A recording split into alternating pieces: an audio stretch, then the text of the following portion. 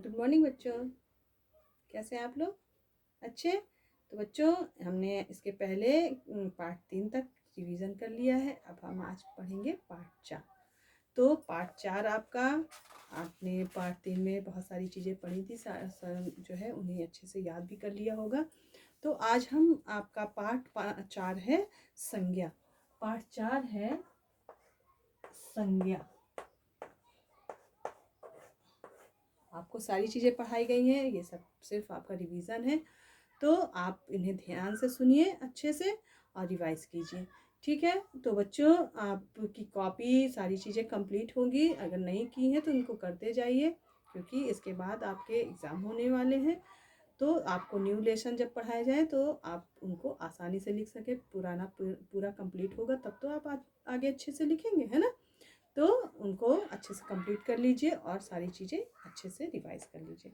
तो पार्ट 4 है संज्ञा। तो सबसे पहले तो हमें ये जानना चाहिए कि संज्ञा किसे कहते हैं। तो संज्ञा किसे कहते हैं? किसी व्यक्ति, वस्तु, स्थान अथवा भाव के नाम को हम संज्ञा कहते हैं। किसी व्यक्ति के नाम को या किसी जीव जंतु पशु पक्षी जो भी हैं, उनके जिनके भी जो नाम हैं वो हमारे क्या कहलाते हैं? संज्ञा कहलाते हैं। और हमारे मन में कुछ भावनाएं उत्पन्न होती हैं, उनके नामों को भी हम संज्ञा कहते हैं। अब है संज्ञा के कितने भेद होते हैं। एक बार हम फिर से बताते हैं। किसी व्यक्ति, वस्तु, स्थान या प्राणी तथा भाव के नाम को हम संज्ञा कहते हैं, ठीक है? इसके कितने भेद होते हैं? संज्ञा के भेद। नंबर 1 है व्यक्तिवाचक, दूसरा है जातिवाचक और तीसरा है भाववाचक। ठीक है। तो कितने भागों में बांटा है? 3 भागों में। नंबर 1 व्यक्तिवाचक, नंबर 2 जातिवाचक और नंबर 3 भाववाचक। तो सबसे पहले हम जानते हैं कि व्यक्तिवाचक संज्ञा किसे कहते हैं। किसी एक विशेष व्यक्ति, वस्तु या स्थान के नाम का बोध कराने वाले शब्द व्यक्तिवाचक संज्ञा कहते हैं। या हम ये कह सकते हैं किसी विशेष या व्यक्ति के नाम या किसी व्यक्ति, कोई विशेष व्यक्ति हो, स्थान हो, उनके नामों को हम जब कहते हैं तो वो हमारा क्या होता है? व्यक्तिवाचक संज्ञा। जैसे कि अगर हम चलिए मान लीजिए है कोई व्यक्ति है और हम बोलते हैं महात्मा गांधी, तो महात्मा गांधी हमारा क्या है? एक व्यक्तिवाचक संज्ञा, ठीक है। अगर हम इसी को कह दें कि अगर हम इनको महात्मा गांधी कहते हैं तो हम तुरंत जान जाते हैं महात्मा गांधी है। अगर इन्हीं को अगर हम ये सोच लें कि ये तो उस समय के, आज़ादी के समय के राष्ट्र नेता थे, तो अगर राष्ट्र नेता कर दें तो राष्ट्र नेता में बहुत सारे आ जाएंगे उस समय, सुभाष चंद्र बोस, भगत सिंह, ये सब जो आएंगे। तो जब हम वो लिखेंगे तो जाति वाचक हो जाएगा। लेकिन पर्टिकुलर एक, जिससे हमको एक व्यक्ति की जानकारी मिल जाए, वो हमारा व्यक्तिवाचक। इसी तरह स्थान के लिए अगर हम कह दें शहर, तो शहर तो बहुत सारे हैं तो वो तो जातिवाचक है। लेकिन अगर हम बोल दें दिल्ली, कलकत्ता, इस टाइप से कुछ बोलते हैं तो हमारा वो व्यक्तिवाचक संज्ञा होगा, ठीक है। तो किसी एक विशेष व्यक्ति, वस्तु या स्थान में वस्तु मतलब अगर हम ये बोलते हैं कि पुस्तक, तो पुस्तक तो बहुत सारी होती हैं, किसी कोई भी हो सकती है। लेकिन हम अगर बोल दें कि हिंदी की पुस्तक, तो हम तुरंत जान जाएंगे कि हिंदी की पुस्तक है। तो इसी तरह से हम जो पर्टिकुलर वन मतलब एक की पहचान कराता है, तो वो हमारा व्यक्तिवाचक संज्ञा होता है। किसी एक विशेष व्यक्ति, वस्तु, स्थान के नाम का बोध कराने वाले शब्द व्यक्तिवाचक संज्ञा कहलाते हैं। उसके बाद है जातिवाचक संज्ञा। तो किसी जाति के एक ही प्रकार के सभी प्राणियों, वस्तुओं, स्थानों के नाम का बोध कराने वाले शब्द जातिवाचक संज्ञा कहलाते हैं। या किसी व्यक्ति, वस्तु या स्थान की संपूर्ण जाति का बोध कराने वाले शब्द जातिवाचक संज्ञा कहलाते हैं, ठीक। अब ये जातिवाचक संज्ञा हो गया कि किसी व्यक्ति वस्तु स्थान की संपूर्ण जाति का बोध कराने वाले शब्द जातिवाचक संज्ञा कहलाते हैं। तो जातिवाचक संज्ञा, इसके बाद है भाववाचक संज्ञा। तो भाववाचक संज्ञा किसी प्राणी, वस्तु या स्थान के गुण, दोष, दशा, कार्य, भाव, स्वभाव आदि का जो बोध कराते हैं वो हमारे भाववाचक संज्ञा कहलाते हैं। तो भाववाचक संज्ञा, अब नीचे देखिए एक कुछ ध्यान देने योग्य बात लिखी हुई है। आप लोग अंग्रेजी में संज्ञा या नाउन जब पढ़ते हैं तो कुछ चीज़ें और पढ़ते हैं जो कि हिंदी में होता तो है लेकिन उनको अलग के रूप में नहीं पढ़ा जाता है। ध्यान दें, अंग्रेजी व्याकरण के आधार पर कुछ विद्वान संज्ञा के इन 3 भेदों के अलावा भेद भी जानते या मानते हैं। नंबर 1 है द्रव्यवाचक संज्ञा। द्रव्य मतलब धातुओं का या वस्तुओं का वर्णन उसके अंतर्गत किया जाता है। जिन संज्ञा शब्दों से किसी द्रव, धातु, पदार्थ आदि का बोध होता है उसे हम द्रव्यवाचक संज्ञा कहते हैं। समुदायवाचक संज्ञा किसी एक जाति के व्यक्तियों, वस्तुओं आदि के समुदाय या समूह का बोध कराने वाले शब्द समुदायवाचक संज्ञा कहलाते हैं। ये सब इंग्लिश में पढ़ाया जाता है, इंग्लिश के ग्रामर में ये सब है। इन दोनों संज्ञाओं को परंपरा के अनुसार या परंपरागत हमारी हिंदी में क्या है, जातिवाचक संज्ञा के अंतर्गत रखा गया है। इन दोनों चीज़ों को किसके अंतर्गत रखा गया है, जातिवाचक संज्ञा के अंतर्गत।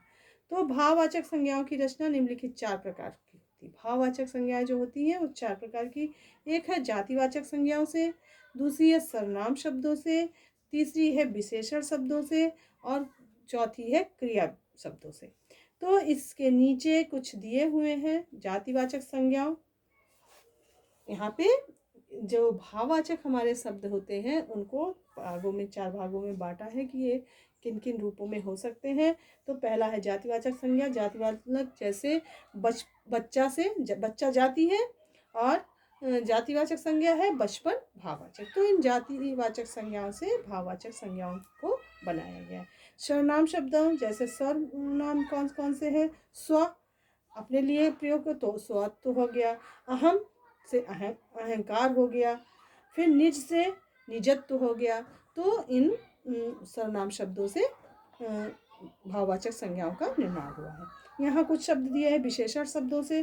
तो जैसे अच्छा एक विशेषण शब्द है, इससे भाववाचक शब्द बन गया अच्छाई। खट्टा से खटाई या खटास, बुरा से बुराई, चालाक से चालाकी। इस प्रकार विशेषण शब्दों से हमारा भाववाचक शब्द बन गया। कुछ शब्द दिए हैं क्रिया शब्दों से, जैसे लिखना से लिखाई, पढ़ना से पढ़ाई, चुनना से चुनाई या चुनाव, दौड़ना से दौड़। तो इस तरह से भाववाचक शब्दों का निर्माण हुआ। तो बच्चों इस प्रकार हमारा संज्ञा से संबंधित पाठ पूर्ण हो गया। इसमें संज्ञा और संज्ञा के कितने भेद होते हैं ये सब बताया गया है। तो इसका हमने आज फिर से पुनरावृत्ति कर ली। इससे संबंधित कुछ अभ्यासकार आपकी पुस्तक में दिए हुए हैं। तो पहला अभ्यासकार दिया हुआ है कि आपने विद्यालय की स्टूडेंट काउंसिल के अध्यक्ष पद के लिए आपके संबंध में निम्नलिखित जानकारी की आवश्यकता है, केवल संज्ञा शब्दों से रिक्त स्थानों की पूर्ति कीजिए। तो इसमें आपको जो जो पूछा गया है उनके नाम लिख देंगे और ये अभ्यासकार आपका पूरा हो जाएगा। इसके पहले भी टीचर ने आपको करवाया है। इसके बाद देखिए नंबर 2 में लिखा है निम्नलिखित गद्यांशों में से जातिवाचक, व्यक्तिवाचक और भाववाचक संज्ञाओं पर गोला बनाना। आपको सेंटेंस को पढ़ना है ध्यान से, कौन सा शब्द भाववाचक है, कौन सा जातिवाचक है, कौन सा व्यक्तिवाचक है, उस पर आपको गोला बना देना है। बाकी क्रिया शब्द, विशेषण शब्द जो भी और सर्वनाम शब्द दिए हैं उन पे हमें गोला नहीं बनाना। खा नंबर 2 पैराग्राफ दिए हैं, दोनों में भी यही काम आपको करना है। तीसरा है निम्नलिखित रिक्त स्थानों में कोष्ठक में दिए गए शब्दों की भाववाचक संज्ञाएं लिखिए। तो अभी आप पढ़ रहे थे ना पीछे कि कैसे कैसे शब्दों से भाववाचक शब्दों का निर्माण हुआ है, तो उसी के अनुसार यहाँ पे आपको लिखना है। जैसे हवाई जहाज की उड़ान लिखा है कि उड़ान बड़ी मनोहर थी। तो यहाँ पे भाववाचक शब्द दिए हुए हैं, आपको यहाँ पे लिख देना है, बस आपको बदलना भी नहीं है। कोष्ठक में दिए गए शब्दों की भाववाचक संज्ञा। ये जैसे उड़ना लिखा है तो उड़ना लिखा है, ये शब्द लिखे हैं, इनकी भाववाचक शब्द बदल के यहाँ पे लिखना है। तो उड़ना से उड़ान, दूसरा लेख से आस्था की लेखनी साफ है, सिपाहियों की वीरता के कारण वीरता हो जाएगा, कालिंदी कुंज की सुंदरता, कुतुब मीनार की ऊंचाई, हिमालय पर्वत की चढ़ाई। तो इन शब्दों से भाववाचक शब्द बनाकर हमें वहाँ पे भरने हैं। इसके बाद फिर और दिए हुए हैं, जैसे आजकल अपना आसान है, तो आजकल नौकर से होगी नौकरी पाना आसान नहीं, बगलों में हंस का चुनना या चुनाव कठिन है, सिंगापुर जाकर मेरी वर्षों की चाहत पूरी हो गई, 400 मीटर दौड़ में सामंत को प्रथम पुरस्कार मिला। तो इस प्रकार हमें भाववाचक शब्दों को भरना है। नीचे देखिए कुछ चित्र दिए हुए हैं, उनसे संबंधित उनके नाम लिखना है और उनका भाववाचक संज्ञा। जैसे सचिन तेंदुलकर खिलाड़ी हैं और उनका भाववाचक है खेल। यहाँ पे हिमालय पर्वत तो लिखिए हिमालय, और यहाँ लिखिए पर्वत, और इसका भाववाचक होगा ऊंचाई। इसी तरह भगत सिंह क्रांतिकारी हैं, इनकी जाति, ये भगत सिंह यहाँ नाम इनका लिखा जाएगा व्यक्तिवाचक में, यहाँ जातिवाचक में क्रांतिकारी और भाववाचक में वीरता। इसी प्रकार यहाँ देखिए कुछ नदी जैसा दिख रहा है ना, तो यहाँ गंगा लिख सकते हैं आप, यहाँ नदी लिख सकते हैं जातिवाचक, और इसका भाववाचक है पवित्रता। इससे पवित्र कुछ भी आप लिख सकते हैं। ठीक है, अब इसके बाद कुछ एक अभ्यास कार्य दिया हुआ है 5 नंबर पे। निम्नलिखित प्रश्नों में दिए गए विकल्पों में से सही से उचित विकल्प चुनकर लिखना, सही वाला आपको चुनकर लिखना है। गौरव संज्ञा का कौन सा भेद है? गौरव तो भाववाचक। संज्ञा के कितने भेद होते हैं?